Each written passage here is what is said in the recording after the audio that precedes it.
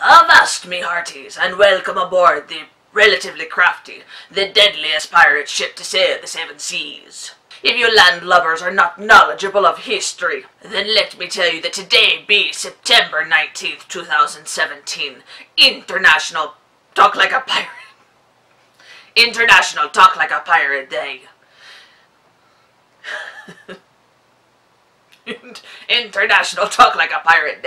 I can't keep it up, I'm sorry. Hi guys, welcome to Relatively Crafty, a knitting podcast. This is episode 41. It is also September 19th, 2017, which is International Talk Like a Pirate Day.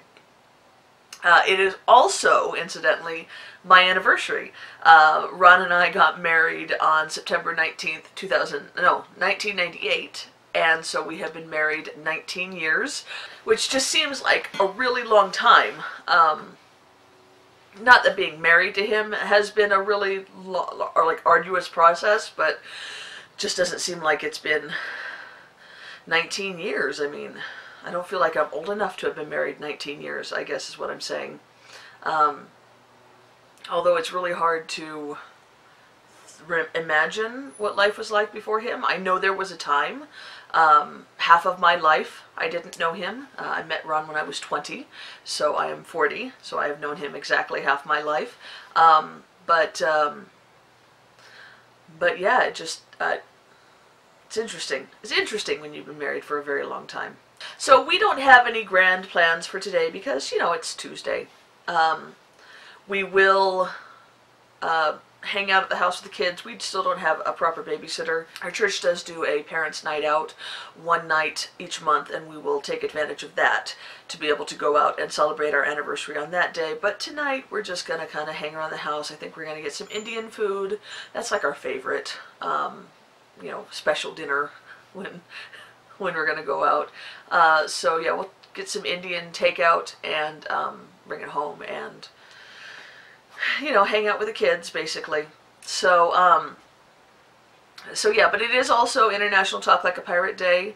I don't know if you've heard of that before, but it's been going on for quite a while now. I don't think that it was in effect when Ron and I got married. If it was, I didn't have any clue, because I would have totally enjoyed making that a part of our wedding ceremony, but yeah, so, you know, a lot of my friends are able to remember my anniversary because it coincides with International Talk Like a Pirate Day, but you're supposed to just basically talk like a pirate today. I find that it's hard to keep the pirate voice going. I end up going Irish or Middle Eastern, and yeah, so anyway. Welcome to Relatively Crafty.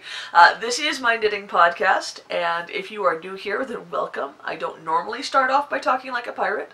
And if you are, you know, a return visitor, then welcome back. This is episode 41, as I said. You can find me on Ravelry as Cristi-Lael and on Instagram as Cristi-Lael without the dash. All that information will be down below with the spelling and whatnot, because I do spell my name a little bit interestingly. And we have a Relatively Crafty podcast group on Ravelry where we have giveaways and knit-alongs and chatter and whatnot. We are having a knit-along that is going on right now, the Summer Socks KAL, which was started on June 21st, the beginning of summer, and will end on September 21st, which is the beginning of autumn. So you have 2 days left to get your socks in. We've got a slew of FOs in the FO thread, and lots and lots of chatter in the chatter thread. I will be doing an RNG drawing, lost the word there for a second, for a prize for each the FO thread and the chatter thread. And I showed those prizes last week if you want to go back and look at that video. And then I will also have a third prize, which I will award to my favorite pair of socks in the FO thread. I have been looking through, trying to kind of narrow it down, and I'm telling you right now, it is really hard to do. Really, really, really hard to narrow it down. There are so many great socks out there, like tons and tons and tons. But anyway, so yes, you have 2 more days, and I will, of course, close those threads on probably the 22nd, which is what, Friday? Yeah, Friday. And then I will announce the winners on next week's podcast. I would also like to announce my next knit-along. I've really liked the idea of having this whole season-long knit-along, and so starting on September 21st, Thursday, I will be starting an accessories KAL. So it will basically be for gloves, mitts, fingerless mitts, hats, and like neck coverings, cowls, shawls, that kind of thing. I haven't completely worked out all the details. I don't have a name. In fact, I got the summer solstice name from one of you guys, so if anybody has a great idea for an accessories KAL for the fall, you know, autumnal accessories, I don't know, then let me know down below, or mention it on Ravelry, or send me a message on Ravelry. But yeah, it's basically going to be you know, items that you would use to accessorize now that the weather is starting to turn colder. So, so as I said, hats, cowls, shawls, and gloves, and those kinds of things that are just kind of added things. We could even put in leg warmers or boot toppers, you know, anything that's kind of just an accessory for fall, not a garment, and not socks, because we did have all the socks over the summer. So let's move on to something else. So yeah, I'm gonna say that each item is an entry, up to 400 yards. If you go over 400 yards, like with a shawl, then it'll be 2 entries. How about that? Yeah, I think that'll do. So, you know, you make a hat, you get an entry. You make a cowl, you get an entry. You make gloves, you get an entry. If you make a 600-yard shawl, then you get 2 entries. And we'll just kind of keep it simple like that. Just like with the summer solstice KAL, I encourage you to put each of your FOs in their own post in the FO thread and chatter a bunch. Also, put your stuff in the chatter thread so that people can see it and ooh and ah over it, because there will be no chatter in the FO thread.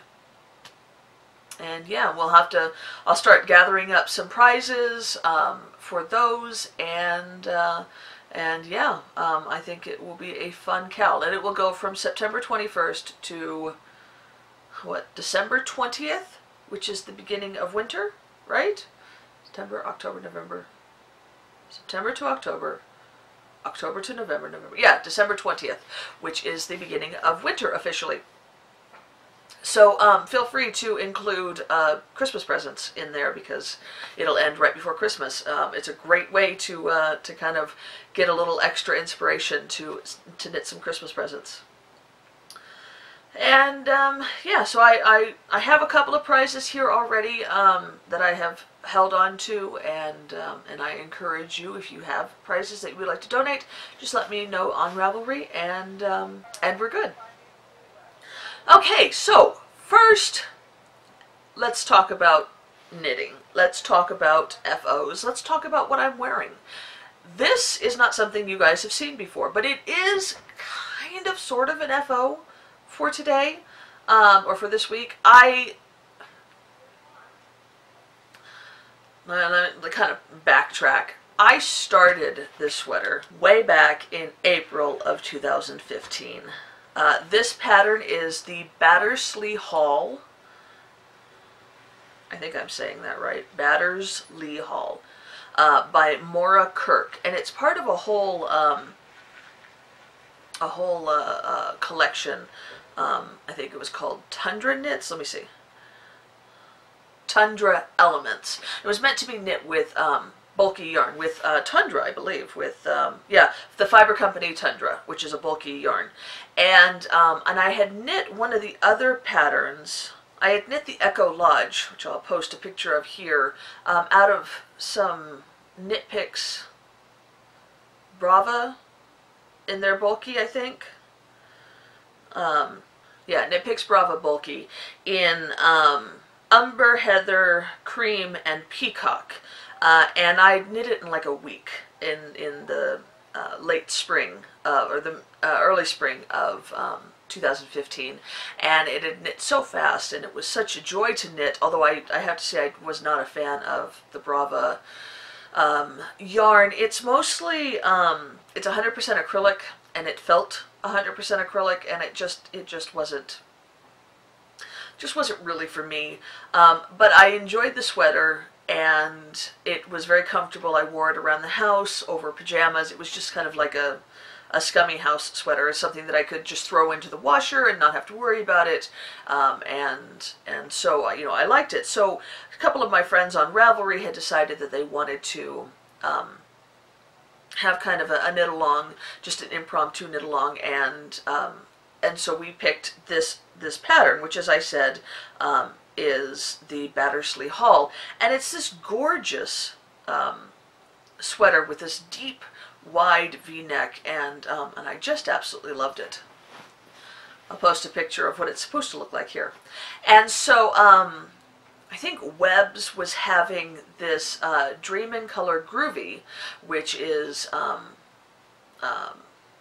bulky yarn, obviously, and it's 100% wool, 100% superwash merino, and it was being discontinued, so they had it for a really low price. So I went ahead and grabbed it in these two colors. These colors are Humdrum for the orange and Chameleon for the green, and I absolutely love these colors, especially Humdrum. I just think it is like the perfect orange. I love how it's kind of tonal and whatnot. Anyway, so I started knitting this. I think you start with the sleeves first, and you knit them bottom up, obviously. And so I went through the sleeves very quickly, and then started on the body, and that's when I kind of hit the beginning of my knitting slump. I'm not entirely sure how it happened, but I didn't actually put the pieces together. You knit it in three pieces. You knit the body as one piece in the round, and then the two sleeves, and then you sew it up. And I didn't do the sewing until July of 2016, so last summer, and I don't know why. I mean, I don't know what happened, how much I got done. I know I knit the sleeves very quickly, but I think the body took me longer, and I just kind of lost my knitting mojo. In fact, if you watch some of the first episodes of my podcast, which I started last December, you'll hear that I kind of had just gone for like a year and a half where I just felt overwhelmed by life, and I wasn't knitting very much. I was still knitting socks regularly, but it was taking me a lot longer to knit them, and that was basically all I was knitting. And I was just overwhelmed by life, as I said. You know, 2016 was a little bit of a hard year for us. Ron got laid off for the second time, and then he couldn't find a job in California, so we had to look elsewhere, and then it took a while for him to get this job here, and then we had to move, and so you know, it was just kind of a lot. And then for the past 3.5 years, we've been going to school full time, both of us online, and that has added stress to our family. Ron's mom has health issues. There's just been a lot. So so it affected my knitting, and so I did everything. Like I finished the body, and I sewed up the pieces, and wove in all the ends last July. But I didn't do the collar, and part of the reason why I hadn't done the collar is because I had sewn the body wrong. Like I don't think that I had the pattern with me when I finally got around to sewing the pieces up, and I put them together wrong. And there was supposed to be this, I don't know if you can see how the sleeve stops there. Well, instead of having this space for the sleeve, I had the front and the backs matching at the top of the sleeve, so it made the neck a lot shorter, a lot smaller. And I thought it was going to be fine. I didn't want to take it all out again, but because I had knit it differently than the pattern had called for, I couldn't follow the pattern's color instructions, and so it took me a long time before I got up the gumption to finally knit the collar, which I did right before we moved from Colorado. I did it in like September of last year. And I just did like a small shawl collar type of a thing, and I buttoned it. I'll post a picture here. It's not a very flattering picture, so you have to excuse it, but it was right before Ron left. So I must have done it in August, because Ron left right at the beginning of September. And I just had him take a picture of me after I'd spent all day packing, and so anyway, as you can see, it looked okay. The collar was rather snug, but I thought, well, you know what, it'll be nice and warm. We're moving to Colorado after all. And I set it in, I packed it up, and when I got here, it was with all my knitting stuff, and last winter I didn't even touch it. I should have. It was there, and it was cold enough, but I just didn't touch it. And yesterday, I was laying in here on the floor. I was reading, and it was chilly, and I wanted just a nice, comfy sweater, pullover to put on to enjoy the chilly morning that we were having. So I went through my stuff, and I didn't have one. I mean, I had this, and that was the only thing that I had, and it wasn't exactly what I wanted, but I thought, okay, well, let me wear it. Let me try it. I mean, goodness gracious, I knit it, I paid for the yarn, and I put the work in. I might as well try wearing it. So I did. I laid here with it on, and I found the neck to be too tight, just slightly uncomfortably tight. It's one of those ones where I had to take my glasses off to pull the collar over my head. And then because I had sewed the arms up wrong, the armholes were a little bit too snug, and I realized that if I left it that way, I was never, ever, ever going to wear it again. And it was just going to languish in my bucket until I got rid of it, which has happened to entirely too many sweaters over the years. And so I decided, you know what, if I want to wear it, I'm going to have to fix it. So yesterday, I undid the previous collar. I took out all the sewing I did on the arms, and except for the Kitchener stitch underneath the arm, I kept that in. And I re-sewed up the arms correctly, and then I redid the collar. I did do the collar a little bit shorter than the pattern calls for, because I only had what was left over from tearing it out, and I literally had like that much left after I did the bind off. So it is like a ½ an inch shorter than the pattern calls for, but I think it looks fine. And then I blocked it. It's still a little damp. I'm not going to wear it for very much longer because it's warm, and it's not cold enough here now to be wearing it, but I wanted to show it to you guys. But it is still damp, and it fits exactly right. The sleeves are slightly long, so you can see I've rolled them up, but I'm okay with that because I can unroll them when I get really cold. And the body is perfect. It fits perfectly. It is exactly what I want for a around the house pullover. Throw it on in the mornings when I'm taking the kids to school and just want to be snuggly around the house. And it's really warm. The yarn isn't the softest. Like, it definitely isn't something that you would want to wear without anything underneath. I've got a t-shirt on underneath, and so my sleeves are on my bare arms, and it's okay, but I wouldn't wear it over nothing. But yeah, it's warm and comfy, and I absolutely love it. I will get a proper FO shot so you can see the entirety of it. But it's a good sweater, and I'm glad that I finally fixed it. So, as I said, this is called the BATTERSLEA haul, which is part of the Tundra Elements thing. I'm not sure if you can buy the patterns by themselves, or if you have to buy the whole book, but I wouldn't. I bought the whole book, and honestly, I would recommend it. It's basically got the same base sweater pattern, but then you have different elements that you can do to it to give it a different look. And so I've made 2 patterns out of it, and they've both been enjoyable. I will probably make another one whenever I get, you know, a sweater's quantity of bulky yarn in my stash again. I would definitely go back to that pattern option. So, and I knitted out of Dream on Color Groovy, which unfortunately, as I said, is a discontinued yarn, but the colorways I used are Chameleon for the green and Humdrum.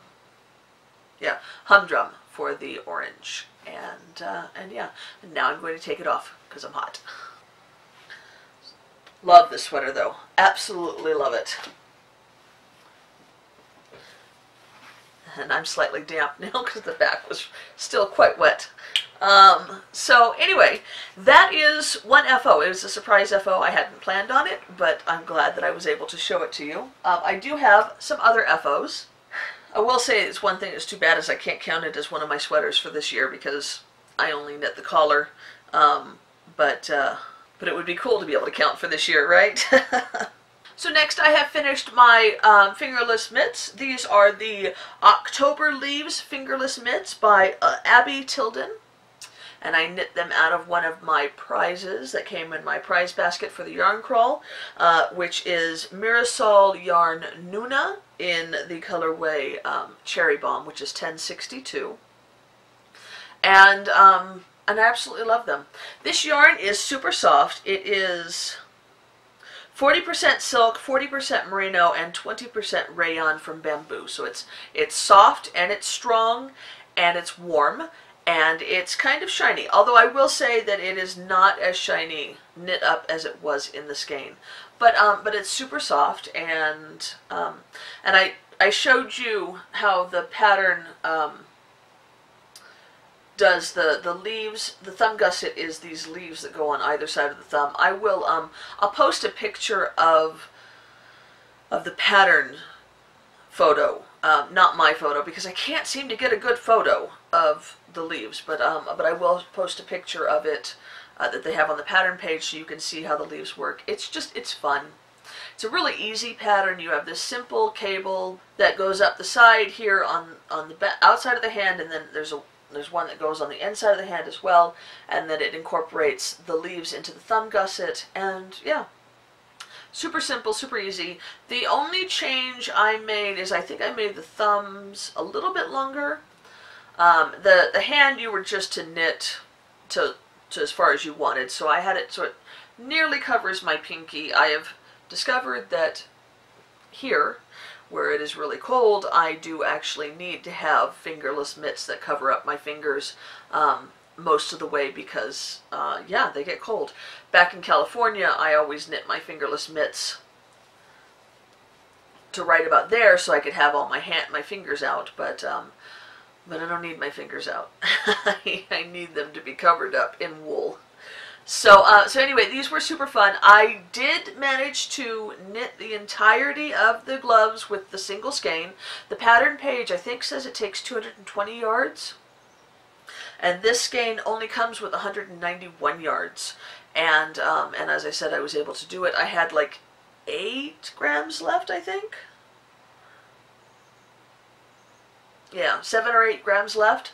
And this is labeled as a sport weight yarn, but really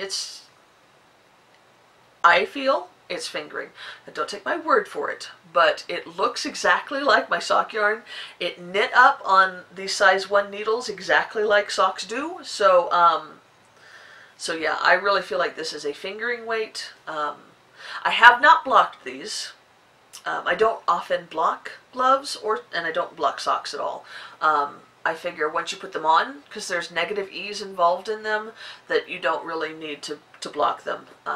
I don't care if they look pretty when they're not on my hands, because nobody's looking at them when they're not on my hands. And when they're on my hands, they look great. So yeah, so I don't know if things will change when I block them, but or when they get washed, rather, because they're still not going to get blocked. But I will wash them eventually, and that may change things. But right now, they work just like fingering weight, and I love them, and I I'm going to be wearing them a lot this autumn. Once we hit winter, I'll probably end up needing, you know, the real gloves. Mittens, actually. I think I'm going to make myself some proper mittens. I've never made a pair of mittens before. Well, that's not true. I've made, like, bulky mittens, but I've never made like a traditional Norwegian or Swedish pair of, you know, fingering weight mittens. And I'm actually kind of looking forward to it. So I think I'm actually going to do that this year. I may do it for the autumn accessories KAL. That'd be a good place to put it, wouldn't it? So anyway, there's that. But I have one more. I finished my baby SOPHISTICATE sweater by Linden Down. I knit it out of Malabrigo Rios in the Queguay colorway. That's Queguay. Yeah, Queguay. I don't know if I'm pronouncing that correctly. That is the main color, and then the green that I used for the edging is in the Ivy colorway, also out of Malabrigo Rios. And I think it turned out really adorable. I didn't have any buttons at work, so I went down to Joann's recently and picked up some buttons. I had to pick up buttons for my mom's sweater as well.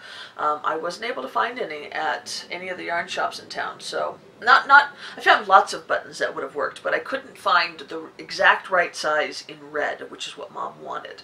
So I ended up just going to Joann's and getting those, and I've mailed the sweater off to her. She should get it in a couple of days, and I'm excited. I also mailed off her birthday socks and her other birthday gift, and a birthday gift from my dad, because their birthdays are just 2 days apart. So their birthdays are next week, and they will get them, and I'm excited.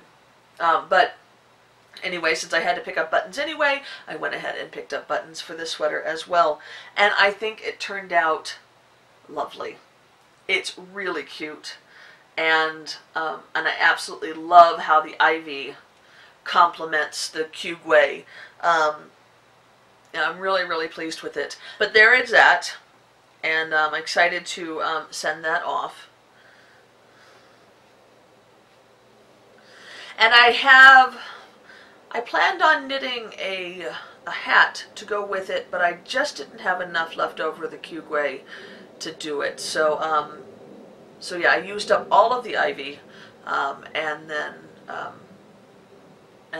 you know, I have a couple of, I don't know, 20, maybe 30, no, maybe not even 30 grams. I didn't weigh it. I have a small amount of the Queguay left over that I can use for an accent on something else, but I really, really enjoyed knitting this.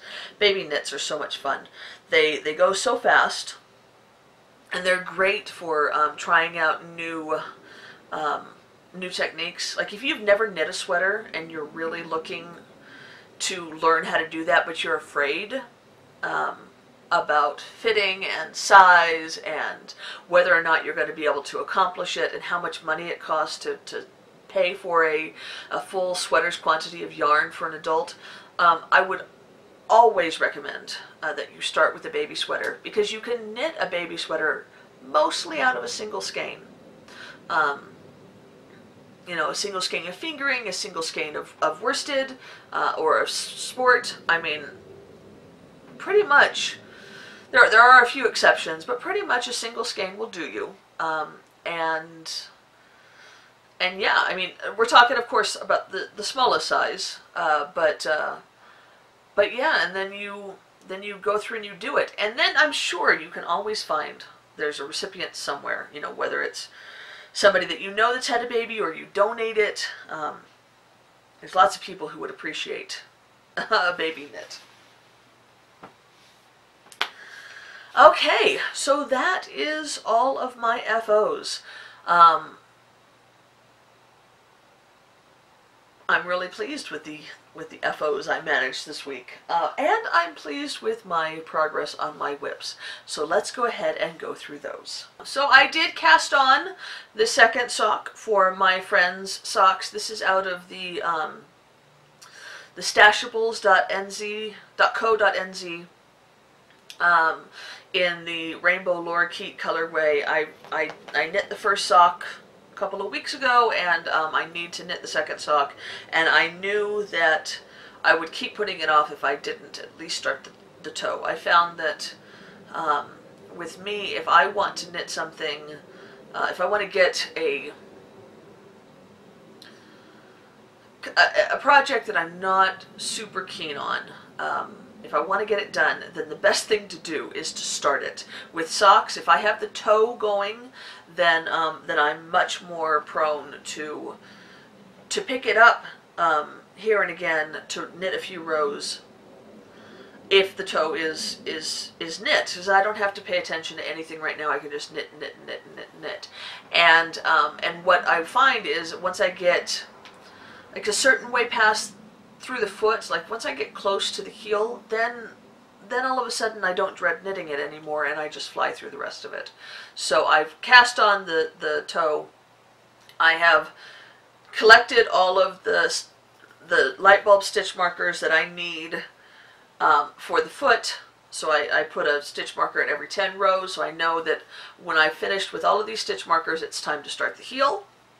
And then I will do the same for the rest. For the, after I finish the heel, I'm doing a fish lips kiss heel on those, and hopefully I will have them done before the end of September. I really would like to get them mailed off. It's the 2 pairs that I'm knitting for my friend as reimbursement for some personal shopping that she did for me, and it's time to get them mailed off. I have the other pair done. I showed those to you a couple of weeks ago. I just have this last sock to knit, so I might as well just bear down and finish it. I have also started a new sock. This is my Desert Vista Dye Works sock for September. So this is the 9th Desert Vista Dye Works skein that I have knit into socks this year, and I love this colorway. This is called DVD Logo. So it is all the colors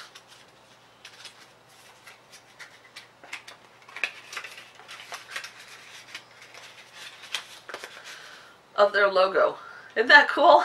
And it really is. You got your orange and yellow and the purple, or like the burgundy, and the 2 shades of blue. So yeah, really, really enjoying this. I have passed the heel. This is where the afterthought heel will go, and I've got a couple more inches before I start the ribbing. If you follow me on Instagram, you may have seen the surgery that I performed on this sock, because on the back side, I found way down here I had picked up just one of the plies, and that always frustrates me when I do that, but I do it. So yeah, I had only one of the plies way down here, and I could have gone through afterwards and just reinforced it, kind of like darning, but I thought, why not just go ahead and drop it down? So I took that one stitch and I dropped it all the way down, picked up the rest of the plies, and then using one of these tools, which, if you can't tell, it has a crochet hook on one side and like the end of a knitting needle on the other side. And I used the crochet hook and just knit that stitch all the way back up to the top. You might see there's a little bit of a line right here. That will even out when it's been washed. It's just the stitch isn't at the same tension right now as it was before, and but that will even out, as I said.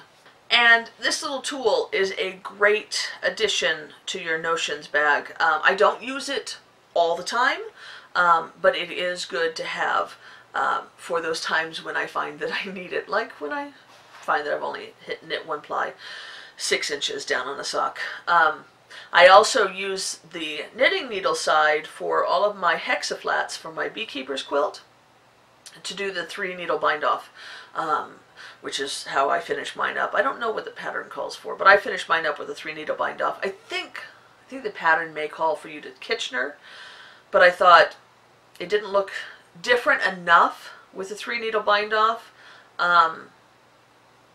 considering you're sewing them all together, and the 3 needle bind off is much faster than Kitchenering. I don't mind Kitchenering. I Kitchener my heels and top down socks. I Kitchener the toes all the time, but it does take longer. So anyway, so yeah, so I have this. So I would really recommend that you get one of these, and this is a Susan Bates brand, but you can find them in other brands. I'm sure they're all over the place. So yeah, I will have at least the body of this first sock finished probably today, and then I will start on the second one. I'm not sure whether I'm going to do the heel first or go straight into the second one. I'll probably do the heel first. Like, I'll probably finish it, finish the top of the sock right on the blue so that I can, because the heel is going to fall in this blue stripe, this dark blue stripe right here. So I will probably make it so that I finish on the blue so that I can go straight into the heel and try to conserve as much yarn as possible. Then I have one more sock going, one more pair of socks going, and that is my sock blank socks by Bling Your String, which is Erin. She is half of the Knitting at Tiffany's with Added Bling podcast, and I finished the first sock, so I have a hoe. I had gotten through the heel and had the entire leg left to do when I went to an author event here at one of our local libraries.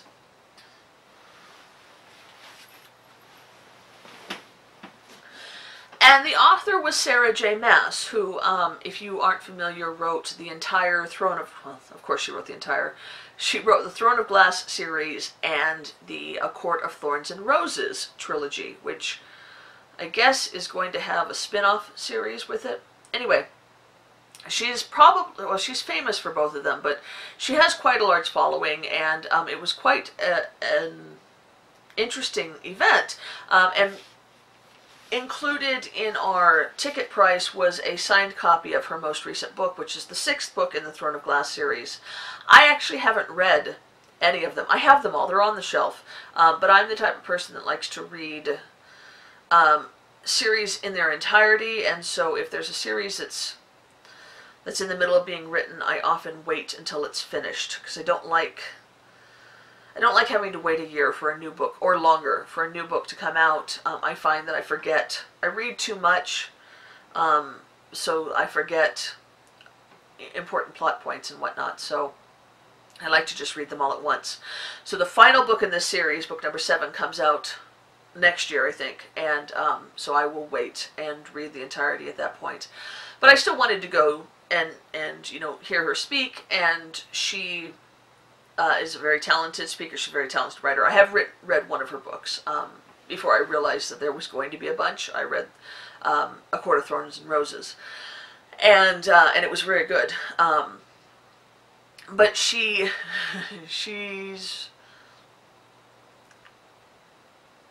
well, let's just say she has the gift of gab. So the talk went on for a long time. It was very enjoyable. I loved listening to her speak. But I got lots of stuff done on my sock. And then they picked 50 people out of the audience, just randomly, by seat number that they had already written down on a card.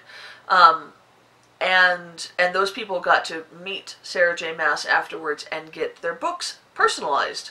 Now, all the books had already been signed, but they just had the, you know, Sarah J. Maas's autograph, but there was no personalization. And I was very surprised after the talk to find out that I was one of those 50 people. So I got taken, you know, through this back way with everybody else and waited in line while she personalized everybody's book. And I got the entirety. I think I had like 3 rows left of the ribbing to do by the time I got home. So it was a very long evening, but I finished the sock. And she personalized my book. So yeah, that was fun. It was a fun adventure. The only downfall is that this book is in hardcover, and all the rest of the books that I have in her series are in paperback. And that is normally kind of an annoyance for me, but I'm not about to repurchase anything until I've read the series and decide whether or not I really like it, because I may not, you know, who knows, and then I won't want to keep them, and it would be silly to buy the books twice. So anyway, so I finished the first sock, and I have cast on for the second sock, and like with the Rainbow Lorikeet, I have pulled out all of the stitch markers that I need for the foot, and put them aside, and so I know that I will be ready when it is time to start the heel.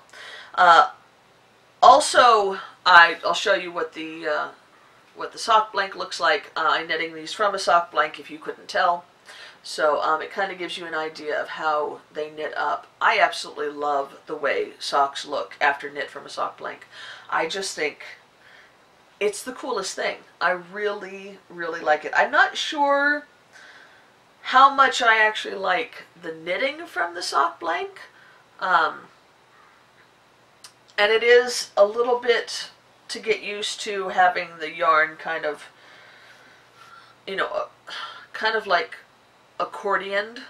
But I do love the way that the socks turn out, and the sock blank socks that I knit from Carrie at the Creative Obsessions. I knit those earlier this year, I think in April, and I love those socks. They're like my favorite, one of my favorite pairs of socks. So yeah. I forgot to mention that I have my my Desert Vista Dye Work socks in my Laughing Stitches bag, my Laughing Stitches sock bag, and I love how well the socks coordinate with my bag. And then I have my sock blank socks in my Bat bag, which I also love, and I've gotten lots and lots of compliments on while I was knitting, waiting to meet Sarah J. Maas. Lots of people complimented me on my bag. And then my final whip is my flax sweater by Tin Can Knits that I am knitting for my daughter Tatum. Tatum is 12, almost 13. She'll be 13 in 2 months. And, but she's, for being a preemie, she's actually, you know, pretty tall. She is almost as tall as I am. I think she's about 2 inches shorter than I am. And she is developing, as you know, teenagers do, and so I ended up having to knit an adult size for her. I'm knitting the small/medium, which is like a 33 bust size, I believe. Let me double check that. Oh, a 35 bust size, because when I measured her, she was a 33, which is the small size, but I want her to be able to wear this for a couple of years, at least this winter and next winter. And so I decided to go up a size. So it's big on her, but it's supposed to be.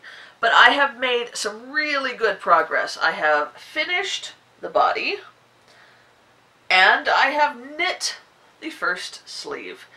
And the sleeves look really long because I have made thumb sleeves.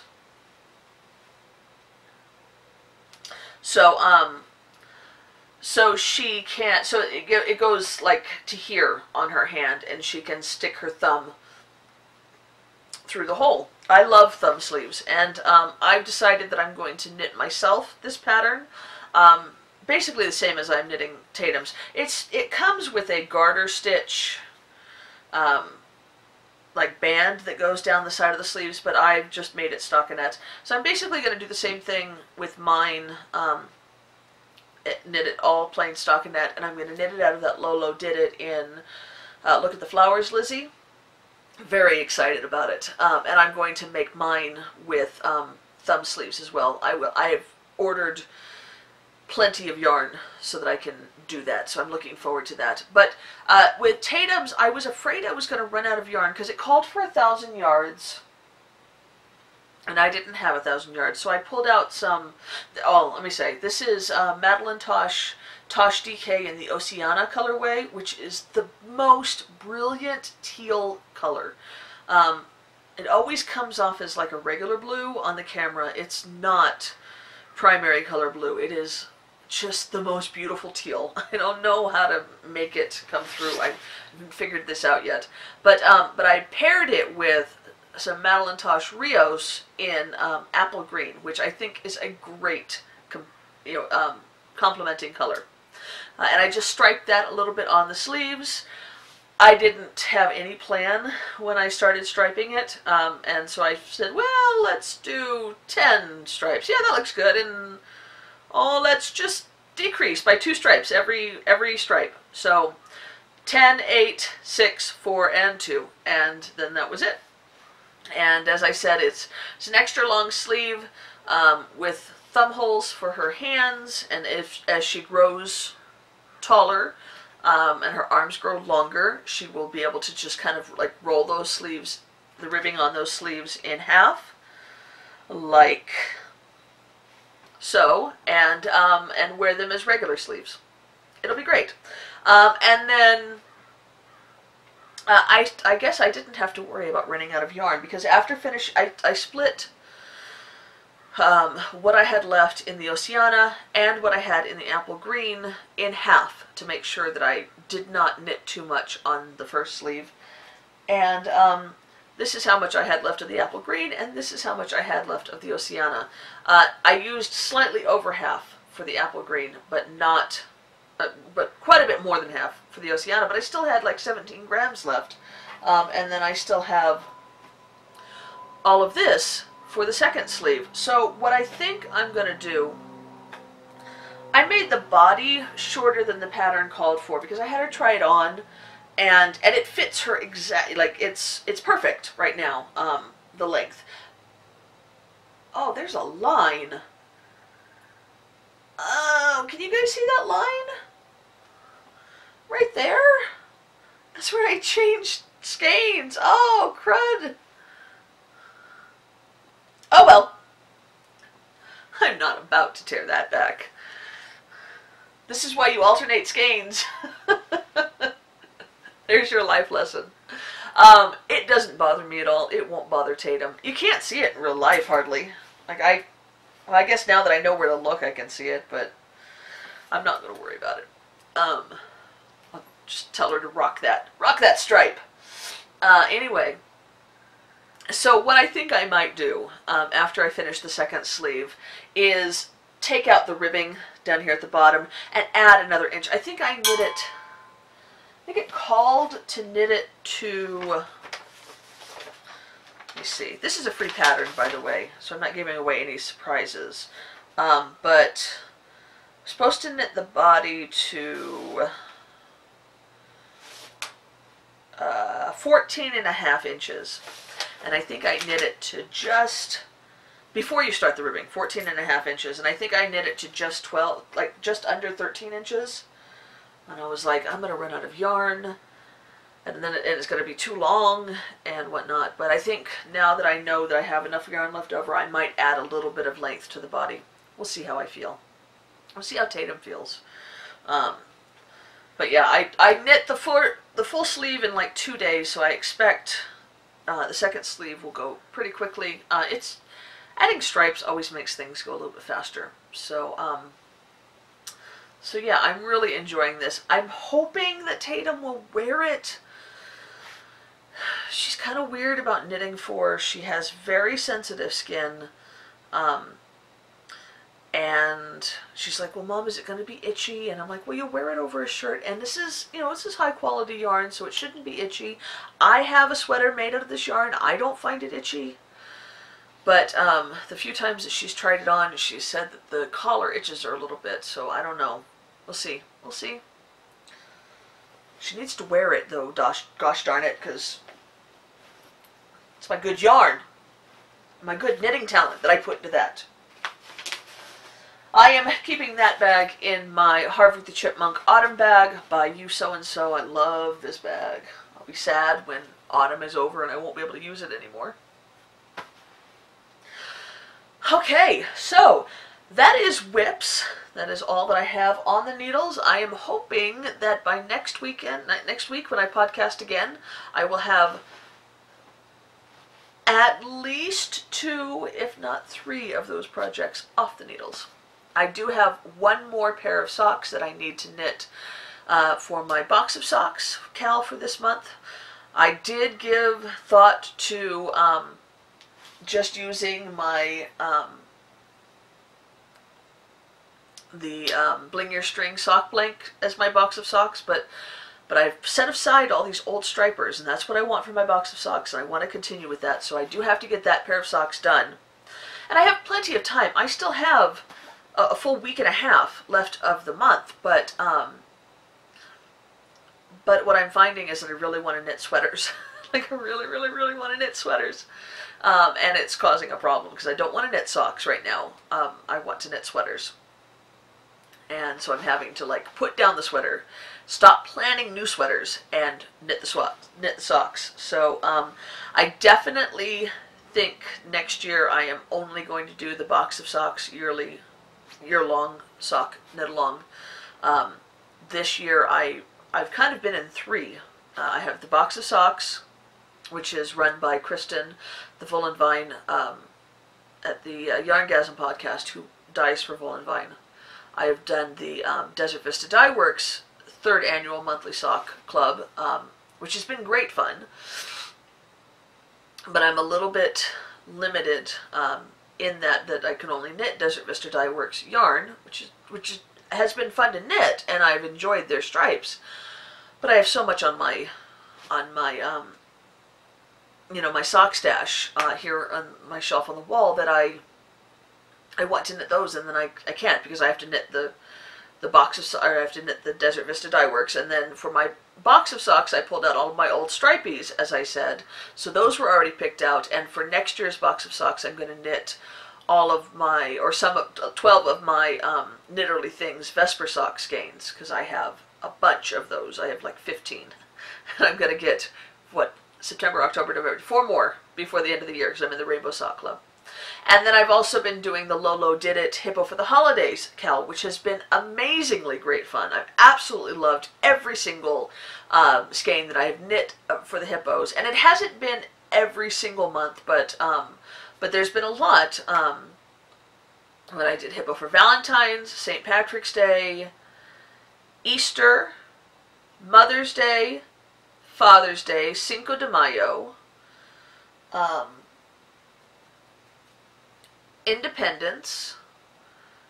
So I've done 7, and then there is Dia de los Muertes, Halloween, Thanksgiving, and Christmas. So there's going to be 11 that I will have done, which is practically a year. So next year I won't need to do the hippos because I've already done them.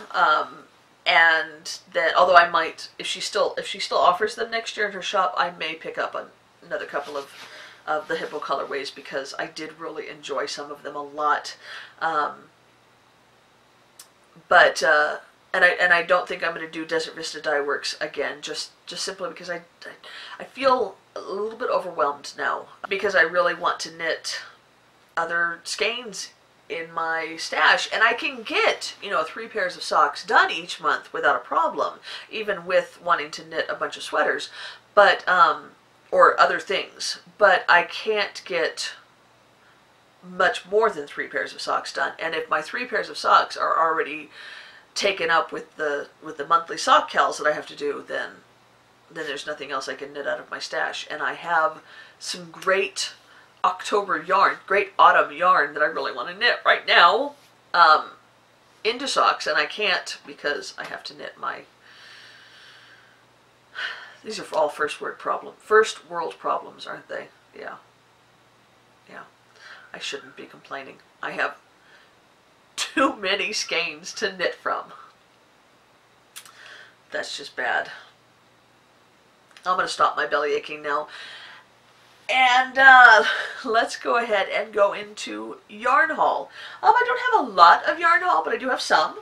The first I have is actually not yarn, and it's not even a knitting notion or supply. It's for crochet. I am not a crocheter. I have been able to do like crocheted edging on a couple of things over the years, but I don't know how to crochet. However, I have been completely enamored by both the granny stripe blanket and the corner to corner blanket, especially ones that Carrie has been making on the Creative Obsession. And so I've decided that I want to use some of my 10-gram sock minis to make some crocheted blankets for our couch. Just kind of like lap blankets, nothing huge, but stuff to sit with and snuggle under while watching TV together as a family. So I knew that in order to do that, I was gonna need to get a crochet hook, and I wanted it to be a pretty one. So I picked this one up on Etsy from Flea Bubsby Lala. I think I've said that right. Flea Bubsby. Try that again. Flea Bubsby. No, Flea Bubs by Lala. There's no spaces. Okay, I think it is supposed to be Flea Bubs by Lala. There's no spaces in the name on my Etsy app on my phone. So Flea Bubs by Lala. She makes these ergonomic crochet hooks with that clay stuff. I don't what's it called? I don't know. That polymer clay, I think that's what it's called. Anyway, so she sent me one. It's I ordered one, I should say. I ordered and paid for one. She is in the UK, so it did take a little time to get here. And I've actually had it for a little while, and I kept forgetting to show it on the podcast. But it's cute. It's a 3.5 millimeter crochet hook. I don't know what letter that coincides to. But I was told by Carrie that this is the size that she uses for her corner-to-corner blankets for her fingering weight yarn. And so now I have it. And eventually I will start the process of learning how to crochet enough to be able to make that blanket. I think that both the corner-to-corner and the granny stripe use a similar enough stitch. So I should be able to learn one and then find it easier to do the other. I'm assuming. For those of you who are like pro crocheters, I apologize for sounding like a complete moron, but I know nothing about crochet. I want to learn. I've always wanted to learn, but I just haven't been able to set aside my knitting long enough to learn how to crochet. It's the same with sewing. I really want to learn how to sew. I really want to learn how to dye, but I have to like stop knitting for a little bit in order to learn these other crafts. I want to learn how to spin. There's just so much, and I just don't seem to have the time to be able to like knit as much as I want to knit and learn those things. So maybe one of these days. I definitely think that I will probably end up waiting until next year, like January, I'm thinking will probably be a good time to start that blanket project because I won't be having to knit as many socks. We'll see. You know what? I am a mood creator, so I will, learn when the mood strikes me. Speaking of Carrie at the Creative Obsession, I ordered some more of her yarn. I cannot help myself. She has been coming up with just some of the most gorgeous colorways. So if you watch her podcast, then you will have seen the socks that she is working on out of this colorway. If you don't watch her podcast, you should. She's amazing. But she's been making socks out of the Squash Blossom colorway, which I think she's making for her mom. And I was able to resist the Squash Blossom colorway until I saw hers knit up. And I said, no, I need that colorway. So I grabbed a skein of it. It's this like kind of a creamy base with speckles of gorgeous orange on one end and green on the other, and it's just knitting up so beautifully in her mom's socks. So I'm very excited to knit this. And this is one of those autumn colorways, and I'm like, oh man, I want to make socks out of that for wearing right now because it's so autumny. But hopefully I can get that done this year, or this season. And then she had this one-of-a-kind colorway that I simply couldn't pass up. It's kind of a lavender throughout, but then it has surprise pops of like acid green and orange. And you know that I love acid green and orange, and I just love that they're just kind of like, surprise! every so often. So I really think these are going to knit up really awesomely.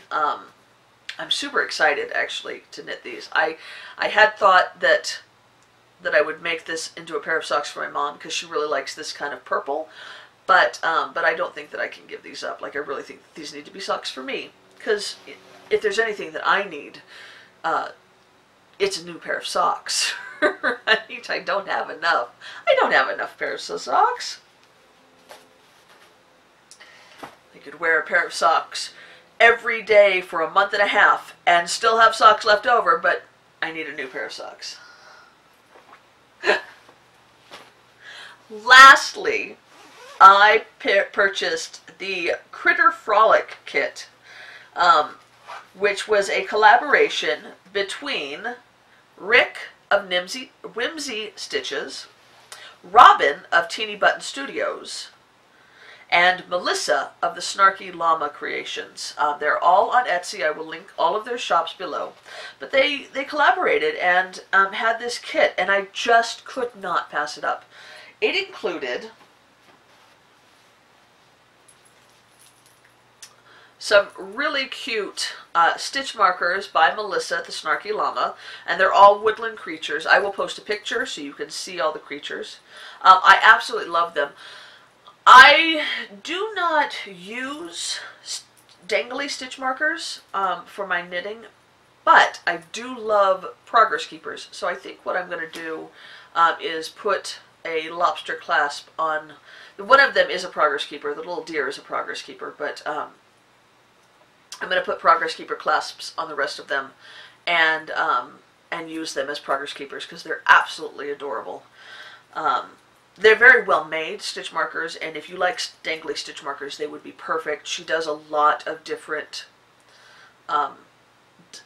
designs, pictures, so I would definitely recommend you checking her out. She's also a really cool person. I kind of know her in real life, well, in person, through Ravelry. We belong to a lot of the same swap groups, so so she's awesome, and yeah, I love these, and I want to be able to use them. And if I leave them as stitch markers, I won't be able to use them. But yeah, I'll make them into progress keepers. And then there was also, from Robin at the Teeny Button Studios, is this gorgeous skein of her soft sock, which is 75% superwash merino, 25% nylon, in the colorway Critter Frolic, which I just absolutely love it. Look at all those great autumn colors. And it completely matches the bag from Whimsy Stitches, which is why I bought the whole kit. I'm sorry, I have to admit that I could have said no to the stitch markers, and I could have said no to the yarn, but I could not say no to this bag. Look at it. It's orange. It's got woodland creatures. There's foxes and owls and deer and birds and hedgehogs and squirrels. And trees, and I absolutely love it.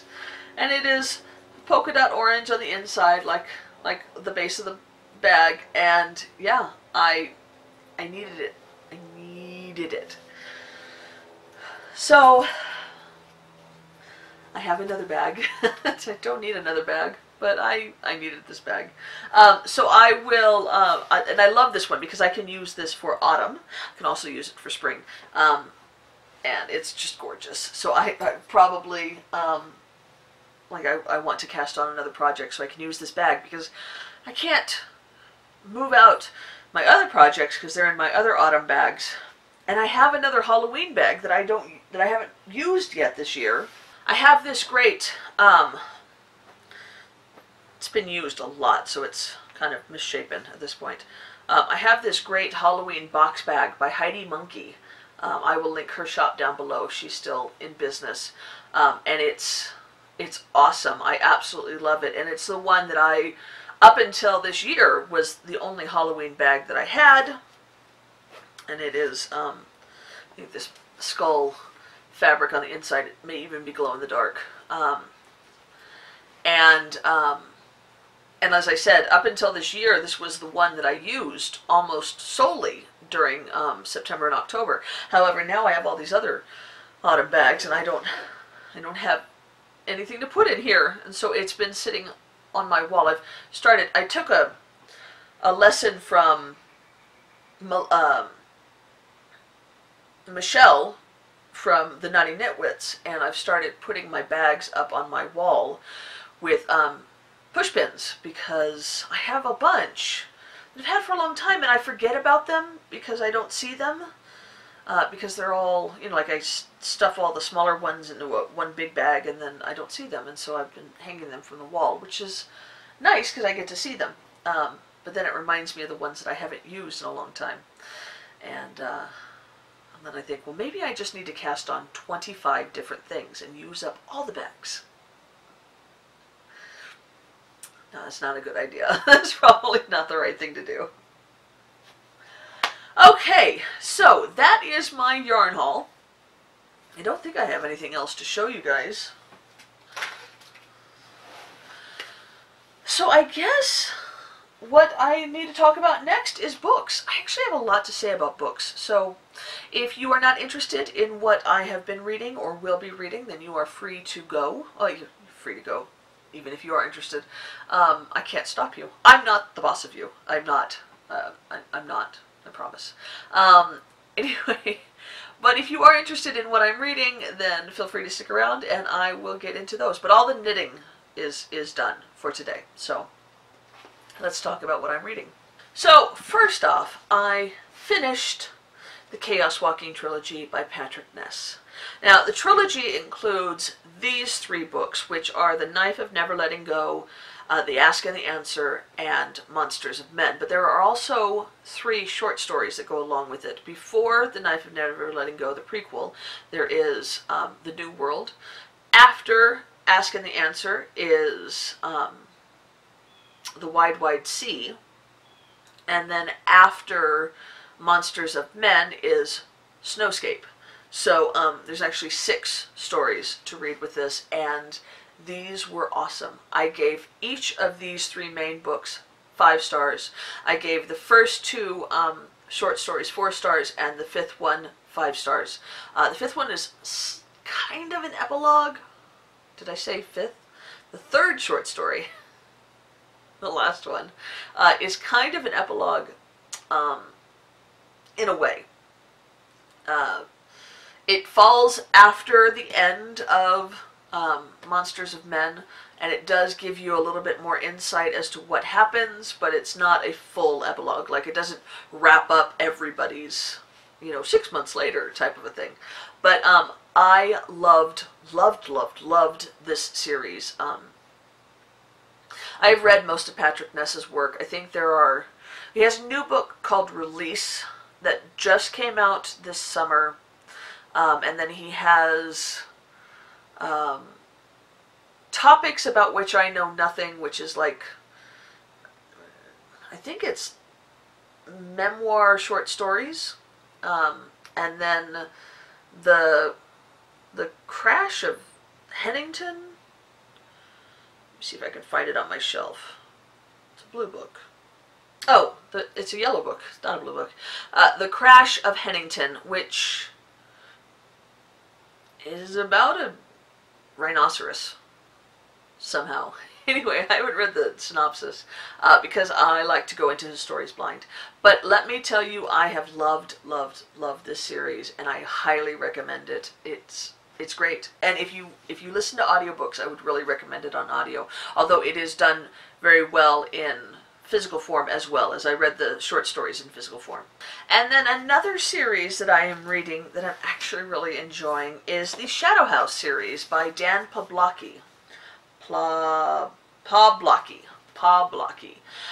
This is a trilogy. I only have the 2nd and 3rd book with me right now because Tatum is reading the 1st book and she's taking it with her to school. But it is a horror middle grade series. And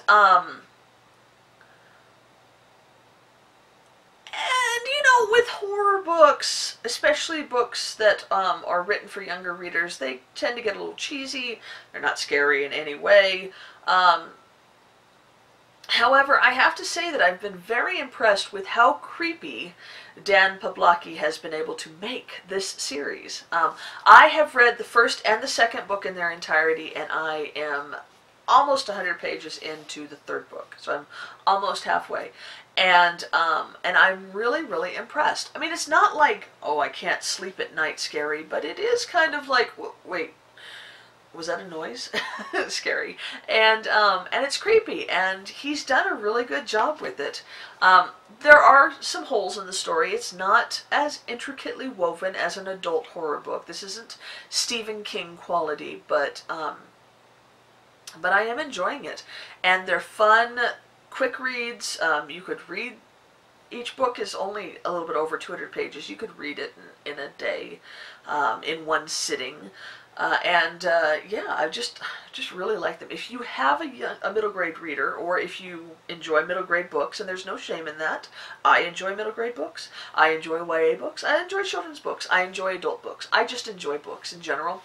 But if you enjoy middle grade books, and you like something a little bit creepy for, you know, this coming up to Halloween time of year, then I would recommend Shadow House. I've tried to find out if there is going to be a fourth book. I haven't found any information about that. I'm hoping that this is the end.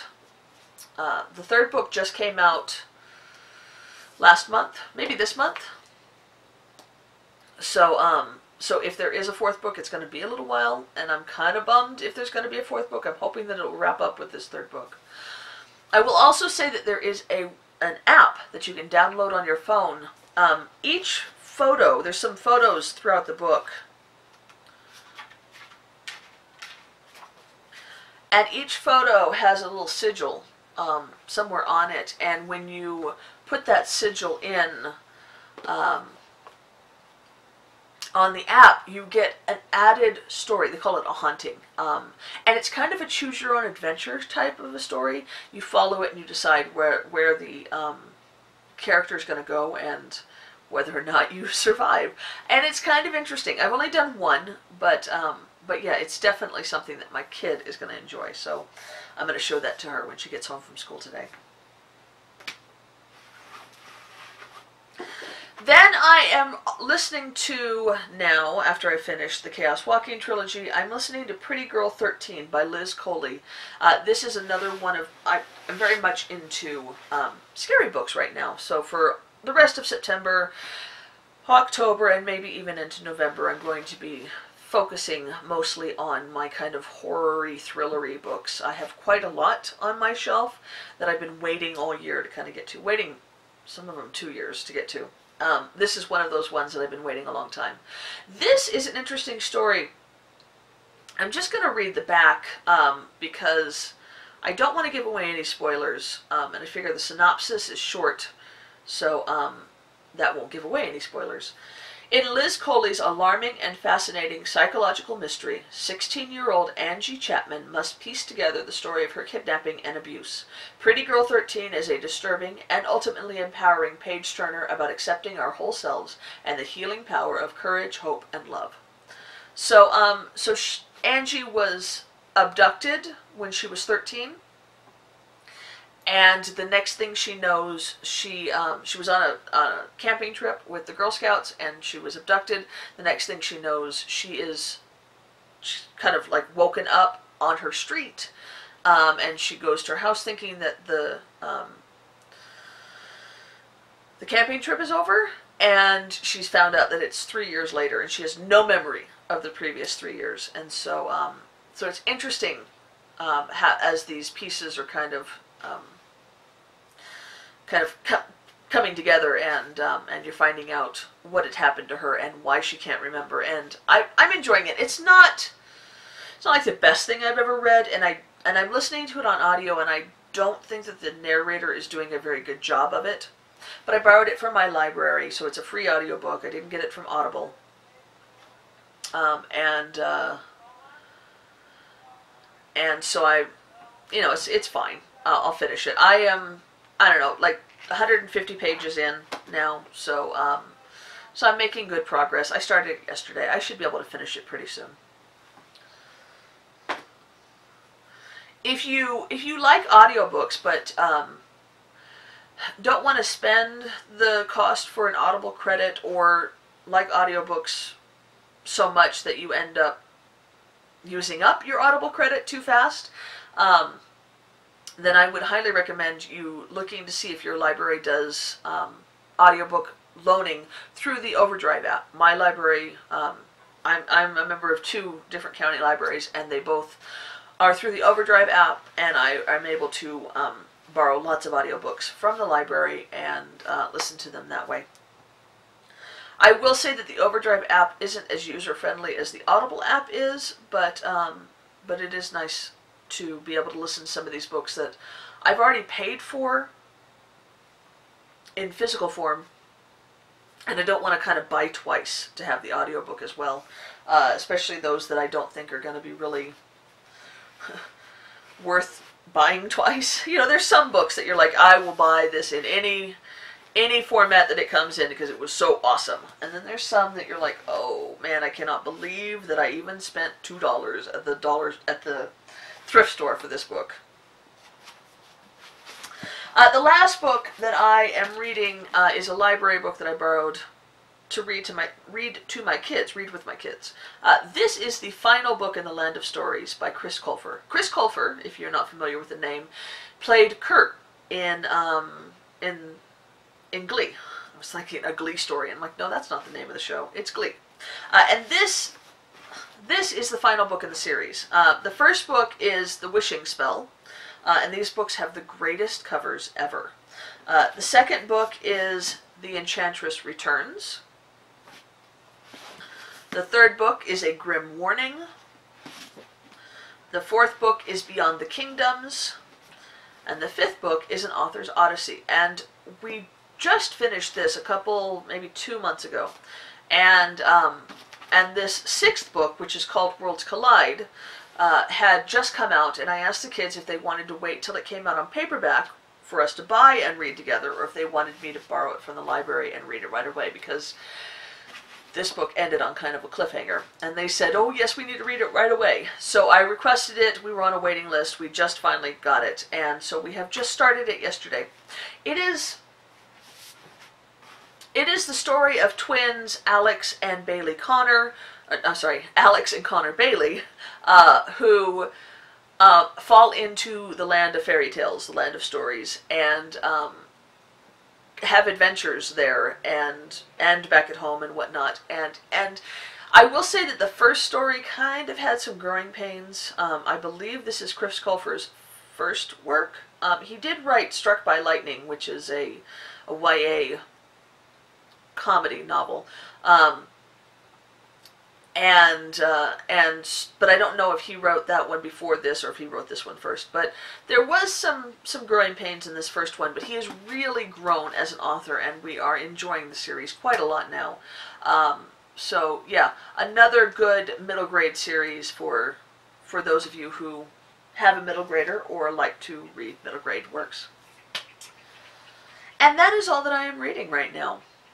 So I guess that's the end of it. I hope you guys have a wonderful rest of your Tuesday. I will enjoy my Tuesday. I'm very much looking forward to Indian food. And yeah, have a wonderful rest of your day. Happy knitting. Bye.